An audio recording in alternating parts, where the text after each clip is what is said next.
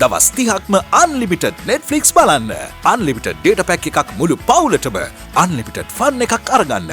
අදම active කරගන්න. ලෙන්ගතුකම වැඩි කරගන්න ලව්ජු රුපියල් 50ට අඩු කළා. මාමේ එන්න අපිට එකක් බොමු.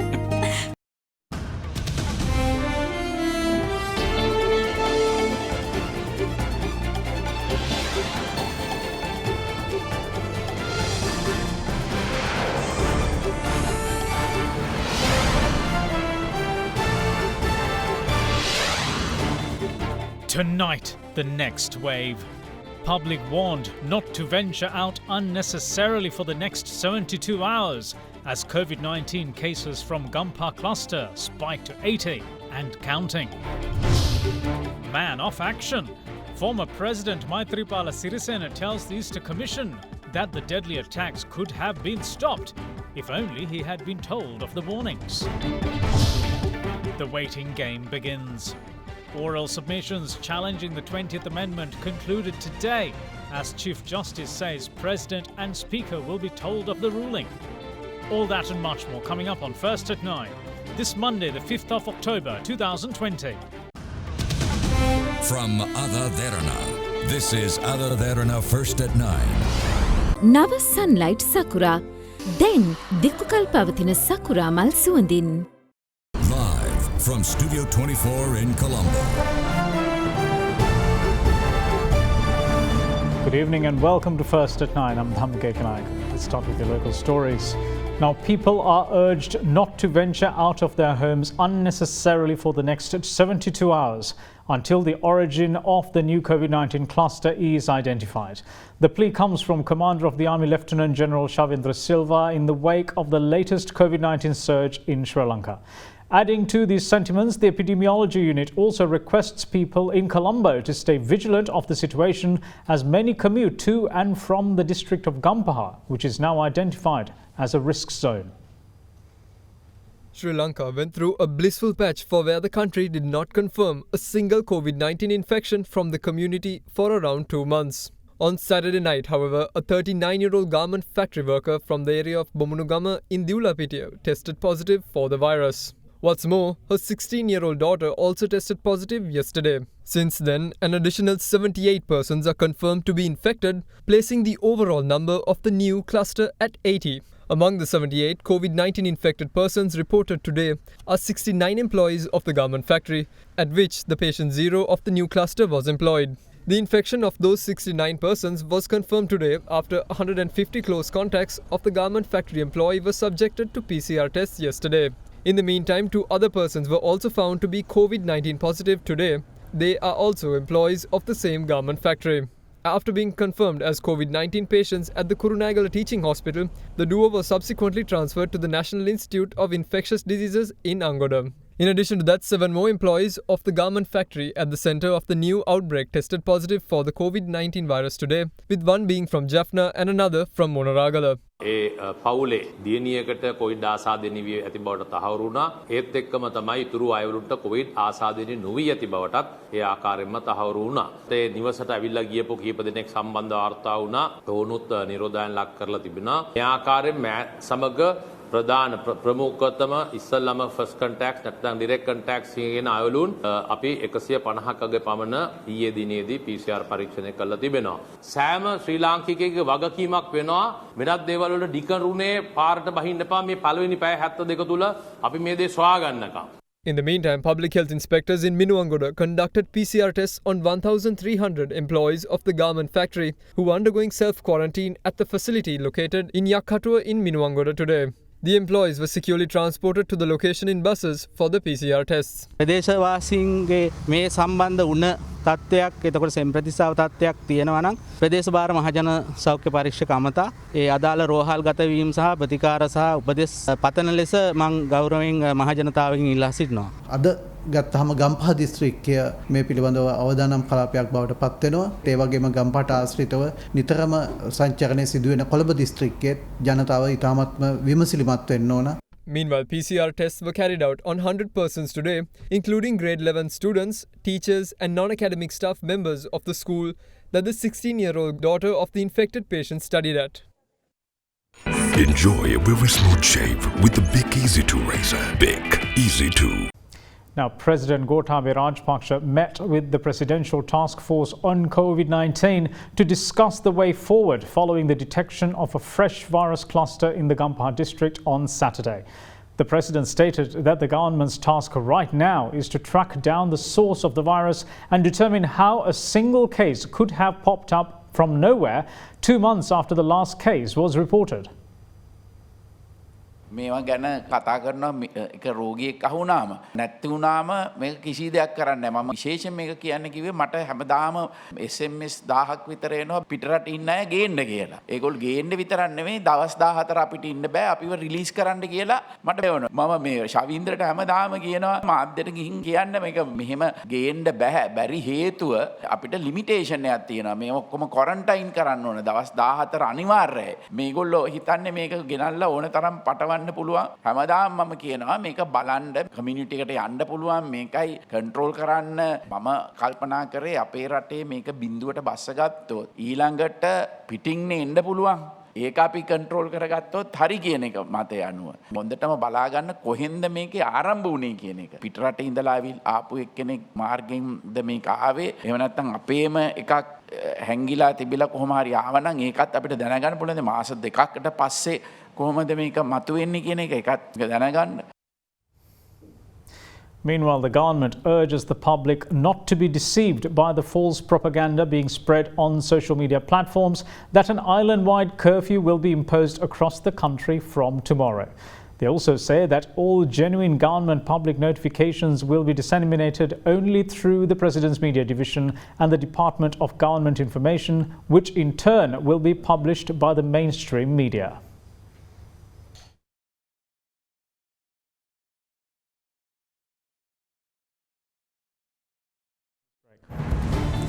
We will see you shortly after this break. Stay tuned.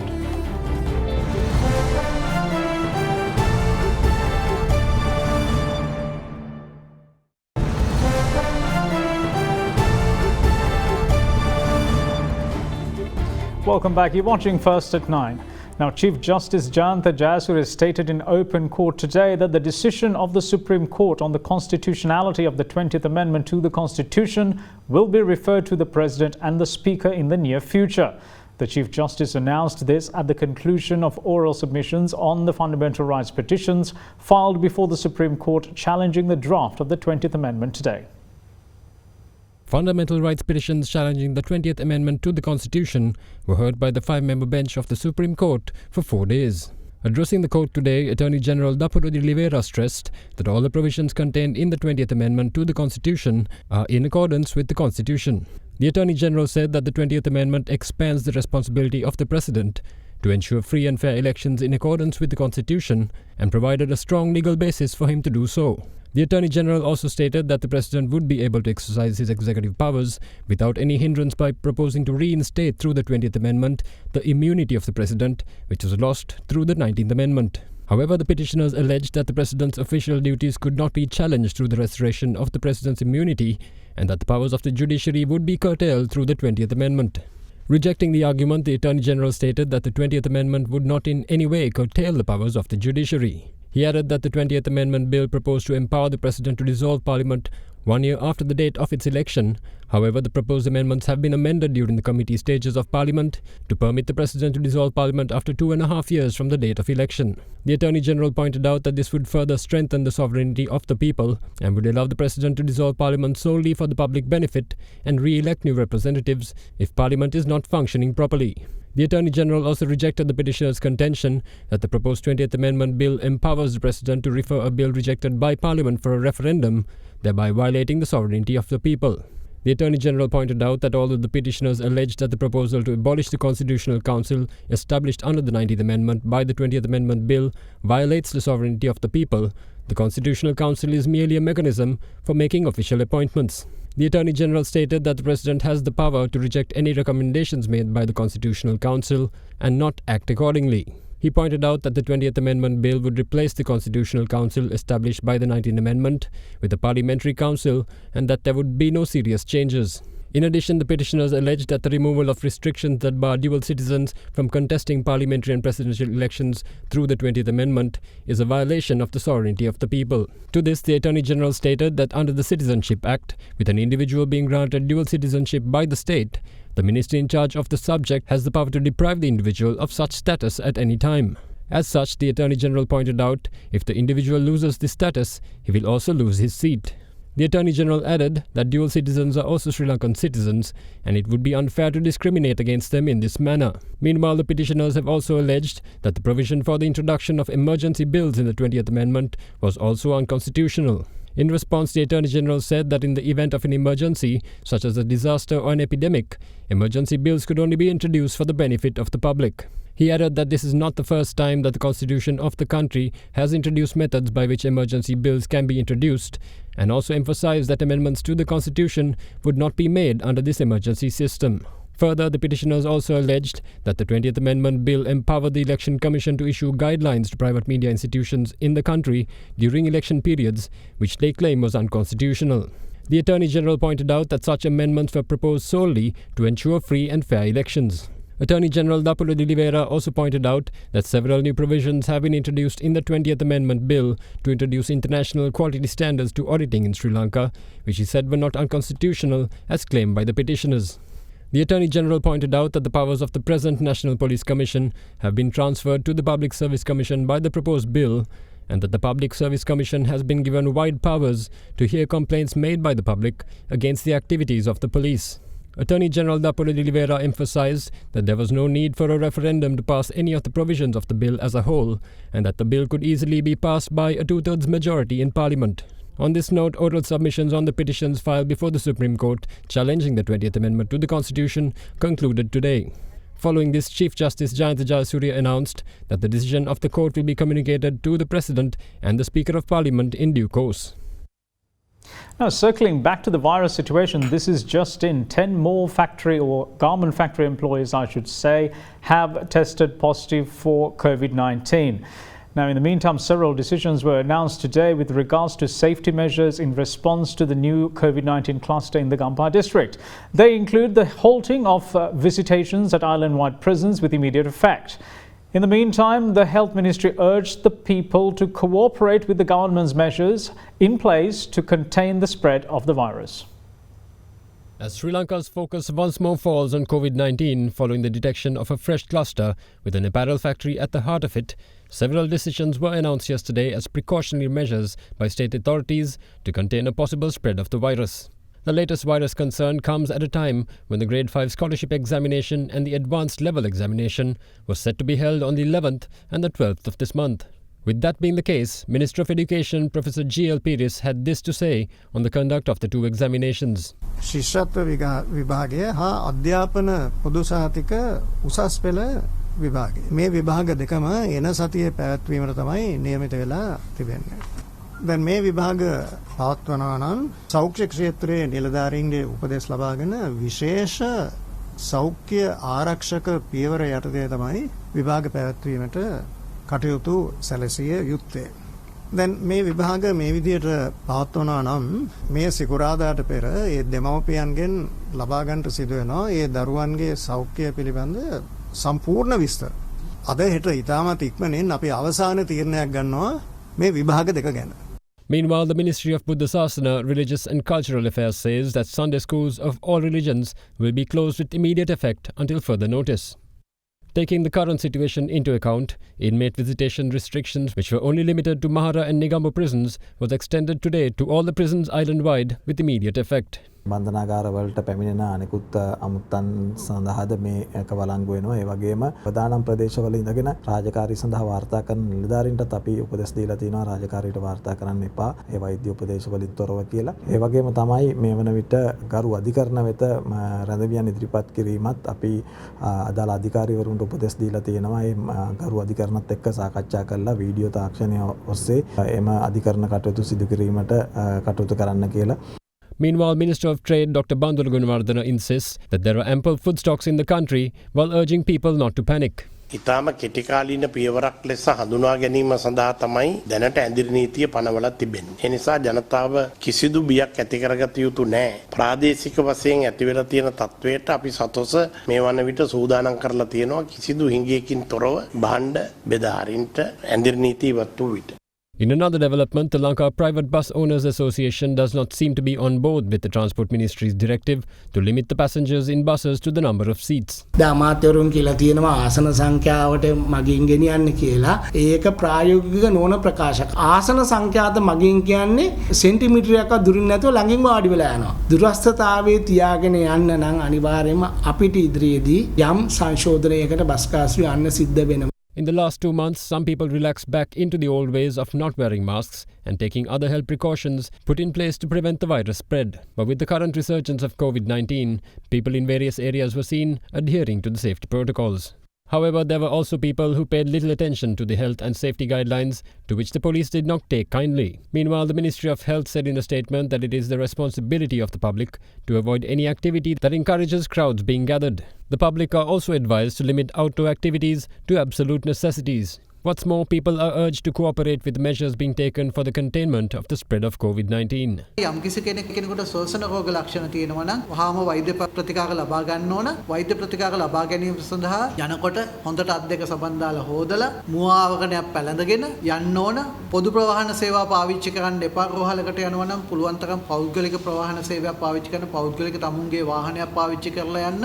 එහෙම වාහනයක් එහෙම ප්‍රවාහන පහසුකම් නැත්නම් ප්‍රදේශයේ සෞඛ්‍ය නිලධාරීන්ට දන්න එතකොට ඒගොල්ලෝ ඒ අවශ්‍ය කටයුතු සලස්වාවි ජනතාවගෙන් ඉල්ලා හිටියේ හැමදාම ඉල්ලා හිටියේ පුළුවන් තරම් අවම විදියට ජයකාශී වෙන දේවල් කරන්න සමාජයට එන්න එපා කියලා මේ අවස්ථාවේදී අපි ඉල්ලා හිටිනවා පුළුවන් තරම් ඒව අවම කරන්න. අත්‍යවශ්‍ය නොවන කිසිම සංഭാෂණයක් උත්සවයක් පවත්වන්න එපා. හෙට අනිද්දා වෙනකොට මේ රෝගයේ ව්‍යාප්තිය පිළිබඳව අපි ලබා ගන්නා දැනුම එක අපිට තීරණය කරන්න පුළුවන් වෙයි කොයිතරම් දුරකට අපිට සීමා පනවන්න සිද්ධ වෙනවද කියලා. ඊයේ දිනේ ඇතුළතදී මිනුවන්ගොඩ පොලිසිය විසින් 10 දෙනෙක් පමණ අත්අඩංගුවට අරගෙන තියෙනවා ඇඳිරි නීතිය කඩකිරීම සම්බන්ධව. ඒ අයට විරුද්ධව අපි ඉදිරියේදී නඩු පැවරීමට කටයුතු කරනවා. යම් කිසි කෙනෙක් මේ පොලිස් වසම් හරහා ගමන් කරනවා නම් තමුන්ගේ වාහනවල ගමන් කරන්න පුළුවන්. හැබැයි මේ පොලිස් වසම් වල නවත්තන්න බෑ ඒ සීමාවේ. ඒ වගේම මගින් තමුන්ගේ වාහනේට ගන්න බෑ. ඒ වගේම තමුන්ගේ වාහන වලින් බස්සන්නත් බෑ. නමුත් මේ පොලිස් වසම් වල ඉන්න කට්ටියට ඒ නිවෙස් වලින් එළියට පැමිණීමට හැකියාවක් ලැබෙන්නේ නැහැ. නිගමනයකට එන කාල නැවත දැනුම් දෙන කාල ඒ කඩසාප්පුව අහලා තියෙන්න ඕනේ. යම්කිසි කෙනෙකුට දරු ප්‍රසූතියකට, පපුවේ අමාරුවකට, වෙනත් දෙයකට රෝහල් ගත වෙන්න අවශ්‍ය නම් එයාට කිසිම ඇදිරි නීති බලපත්‍රයක් අවශ්‍ය වෙන්නේ නැහැ. Now, moving on with other local stories, the Presidential Commission of Inquiry was told by former President Maithripala Sirisena today that he was left in the dark regarding the crucial foreign intelligence warning up until the day following the Easter attacks. The former commander-in-chief at the time added that Defence Secretary Hemasri Fernando and IGP Pujit Jayasundara had numerous opportunities to brief him on the warnings but failed to do so, and if they had, he would have personally ensured that no attacks took place on Sri Lankan soil. Former President Maithripala Sirisena, who served as the country's executive president, defence minister and commander-in-chief during the time of the Easter Sunday terror attacks, appeared before the Presidential Commission of Inquiry investigating the attacks for the first time today. At the outset, the Additional Solicitor General at the Commission asked the former President whether a committee of inquiry had been appointed to investigate the attacks last year. The former President responded, "I was undergoing medical treatment at a hospital in Singapore when the terrorist attacks took place. I was informed of the attacks by my Chief Security Officer when I arrived back at my hotel from the hospital. I immediately spoke to Presidential Secretary Udaya Seneviratne, Prime Minister Ranil Wickremesinghe, former Defence Secretary Hemasri Fernando and IGP Pujit Jayasundara and instructed them to take immediate action to maintain law and order in the country, impose curfew and apprehend the terrorists." He continued, "I decided to appoint a committee to investigate the attack in Singapore. I instructed the Presidential Secretary to appoint a committee and to submit a report within 2 weeks. I instructed him to decide on its members. This is because my health condition wasn't too good, as I had been hospitalized the day before. There was a flight to Sri Lanka at around 10 p.m. on the night of the attacks. I arrived back in the country at around midnight. The next day I summoned the National Security Council." The Additional Solicitor General then asked, "What action did you take to prevent extremism and terrorism during your presidency from 2015 to 2019? He replied, "No head of state in any country wants terrorism to rear its head during his tenure. During my presidency, I instructed officials to eradicate terrorism and extremism at their roots." The Additional Solicitor General then asked the former president to explain the reasons behind appointing 11 out of 22 Muslim MPs in the government as ministers. In response, he stated, "Ours was a coalition government. Almost all Muslim ministers were not on my side. They were from the other side of the coalition. I was able to run the government with the support of Parliament for only 6 months after taking office. The rest of the time I did not have a Prime Minister, a Cabinet or a Parliament that supported me." After the appointment of Arjuna Mahendran to the post of Central Bank Governor and the subsequent Central Bank bond scam, I had difficulty in controlling the government. Continuing, he added, "At that time, Triforce's officers and intelligence officers who made great contributions during the war were being arrested. But I avoided these issues and took the government forward. Until December 2018, the police and the CID were not under my control. After they came under my control, I brought in all the senior DIGs of the island and started holding monthly meetings. Some have testified before this commission, alleging that the National Security Council was weak. But at no time was it weak. No one kept me informed about terrorism. I was only briefed on extremism. It was only in 2019 that I was briefed on Zaran's extremist ideology." The Additional Solicitor General then asked the former head of state, "Did you not question the police as to why Zaran Hashim was not arrested despite a warrant being issued after the Aligarh Junction clash on 10th of March 2017? He replied, "The President does not need to give orders to arrest a suspect who has been warranted. I had previously questioned the need to discuss such topics at the National Security Council meeting. That is the responsibility of the police." To this, the Additional Solicitor General asked him, "If that is not the President's business, why then did you order Zaran's arrest at a later stage?" The witness replied, "I did give such an order later. I had received reports that Zaran was operating along ISIS lines. Hence, I ordered his immediate arrest." In reply, the Additional Solicitor General asked the former President, "By 21st April 2019, did you feel that your orders had been followed?" Former President Sirisena replied, "Clearly my instructions had not been followed." The Additional Solicitor General then asked him, "Did you ever hear of 8 bombs exploding in a single day during the LTT conflict?" He replied, "No. All sectors responsible for this area had suffered major setbacks. Those who received information that an attack was imminent should have taken immediate action. I had left for medical treatment in Singapore at the time of the attack. I was in Sri Lanka until 16th of April. We now know that this information was received on 4th of April. There was a meeting of senior police officers on 8th April. I visited Batticaloa on 12th of April. Even at that point, my chief security officer was not informed. After this, Defence Secretary Hemasiri Fernando travelled from Dia Talawa to meet me, followed by IGP Pujit Jasundara. The duo stayed for 2 hours and left after lunch. Even then, they didn't tell me. Later, when I left for the airport, Pujit came to see me. He boarded the plane, wished me a safe journey and saluted me. I told him I would be back in 4 days and instructed him to carry on with his work. If he told me at that time, I would have cancelled my trip. It was a great shock to have this tragedy happen during my presidency. The intelligence received on 4th April was only briefed to me on 22nd April. It was a huge shock to me. If I was told of this, I would have informed the Cardinal, convened the Secretary Council and taken necessary action. Then this tragedy would not have been allowed to happen. The biggest problem is that I was not told of this. If they had even told me over the phone, I could have stopped this.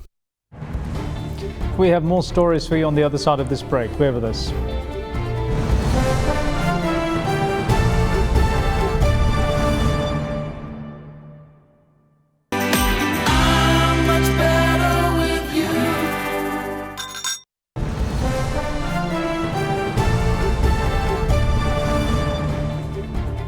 Welcome back. You're watching First at Night. Now, the owners of the empty New Diamond supertanker that caught fire off Sangaman-Kanda Point have been given permission by the Marine Rescue Coordination Centre in Colombo to tow the vessel to the United Arab Emirates on Friday. The vessel began its journey after the government's interim compensation claim of 442 million rupees was received today. The vessel will now transfer its cargo of crude oil to another vessel in the UAE for transportation to India. The interim compensation payment of 442 million rupees charged to the owners of the empty New Diamond supertanker for the costs incurred by state institutions for the efforts to douse the deadly fire aboard the vessel has been received by the government. However, the interim compensation payment does not cover damages claimed by the government to the marine environment from the oil pollution caused by the catastrophe. Following discussions held last month, the vessel's owners and the salvors had agreed to settle the interim claim in full. Meanwhile, the Maritime Rescue Coordination Center in Colombo on Friday granted permission to the owners of the MT New Diamond to tow the vessel away from Sri Lanka's maritime borders. The permission had been given subject to the payment of compensation and costs incurred by the government agencies. The owners of the MT New Diamond are already in the process of towing the vessel away from Sri Lankan waters, and it is likely to sail towards the United Arab Emirates, where its oil cargo will be transferred to another ship for further supplies to the Indian Oil Corporation. 2 Navy ships had shadowed the tanker until it left Sri Lanka's 200-mile exclusive economic zone. Defence Secretary Major General Kamal Gunaratne today revealed that a statement made by him during the recent opening of the new auditorium of the Vaunia District Secretariat was distorted by a certain media network. The Defence Secretary announced this at a media briefing at the Ministry of Defence. මේ දිනවල සමාජ මාධ්‍ය ජාලවල එහෙම වැරදි අර්ථකථනයක් දෙනවා මම කරපු කතාවක් පිළිබඳව වවුනියාවේ තිබුණේ රාජ්‍ය උත්සවයක් දිශාපති කාර්යාලයෙන් ඒ පැත්තේ ඉන්න මහජන නියෝජිතයන්ටත් ආරාධනා කරලා තිබුණා. දැන් මතභේදයට තුඩු දී තියෙන රිෂාඩ් බදියුදීන් මන්ත්‍රීතුමත් ඇවිල්ලා හිටියා. මෙතනදී මම කියලා තියෙනවා අපි කිසිම ආගම් ભેදයක් නැතුව ජාති ભેදයක් නැතුව කුලමල ભેදයක් නැතිව අපි මේ වන්නේ මේ අහිංසක අවතන් වෙච්ච මිනිසුන් නැවත පදිංචි කරන්න අවශ්‍ය සියලුම දේ කරා කියලා. නමුත් මම කියන නාලිකාවේ මේක එඩිට් කරලා දැම්මේ කෙලින්ම මම අහගෙන මේ නිවේදිකාව කියනවා වද වවුනියාවේ පැවැත්වුණු උත්සවයකදී පාර්ලිමේන්තු මන්ත්‍රී රිෂාඩ් බදියුදීන් මහතා ගැන ආරක්ෂක ලේකම්වරයා මෙහෙම සඳහන් කරා කියලා. එකම එක වාක්‍යයක් පමණයි කියන්නේ එතුමා ගැන. ඒ කියන්නේ ඒ කාලේ නැවත පදිංචි කිරීමේ ඇමතිවරයා විදියට හිටියයි කියලා. නමුත් මට කනගාටුවට කරුණ මගේ මේ කතාවේ මැද සම්පූර්ණ කෑල්ලක් අයින් කළා දෙපැත්තක් එකට එකතු කරලා මේක දාලා හිටන් එක්තරා මාධ්‍ය ජාලයකින් ප්‍රචාරය කරා. ඒක සමාජ මාධ්‍ය ජාල අතරට ගියා. මේ වගේ වැරදි ප්‍රචාරයක් මහ ජනතාව අතරට යැවීම ගැන මම කනගාටු වෙනවා. යම්කිසි කෙනෙක්ගේ කතාවකින් කොටසක් ප්‍රචාරය කරනවා නම් ඒ කතාවේ තියෙන සාරය තමයි අරගන්න ඕනේ ප්‍රචාරය කරන්න. එහෙම නැතුව කෙනෙක් ගැන වාක්‍යයක් එකම එක වාක්‍යයක් කියූ පමණින් ඒක මූලාශ්‍රය කරගෙන වැරදි අර්ථකථනයක් මහ ජනතාවට දීම ඉතාමත්ම පහත් ක්‍රියාවක් විදියට තමයි මම දකින්නේ. Now, Sri Lankan shares had their worst day in 16.5 years as a new outbreak of coronavirus infections weighed on markets and triggered a trading halt for 30 minutes today. The benchmark CSE All Share Price Index ended down 7.65% at 5,587.18, its worst intraday percentage loss since the 6th of April in 2004. Trading on the Colombo Stock Exchange was halted earlier today for 30 minutes after the S&P SL20 index fell over 7.5% from its previous close. Here's a brief report on today's market performance. At the start of the day, the market lasted for only 7 minutes of trading. Market closed at 11.7 with only 7 minutes of trading as the S&P SL20 index declined by over 5%, triggering a trading halt. With that, the market reopened at 11:37 a.m. So from that point onwards, we saw again a significant amount of selling pressure. So with that, we saw only the market being open for another 7 to 8 minutes as the S&P SL20 index again hit the 7.5% decline mark as it triggered again another trading halt at 11:43 a.m. with only about 6 to 7 minutes of trading. And with that, again saw selling pressure in the market as soon as the market reopened. The market started recovering, and with the recovery, there was a significant amount of buying interest coming from bargain hunters and some of the high net worth individuals. So with that, we saw again the market recovering by about 50% from the bottom. And that's it from all of us here at First at 9. Thanks for watching. Bye-bye.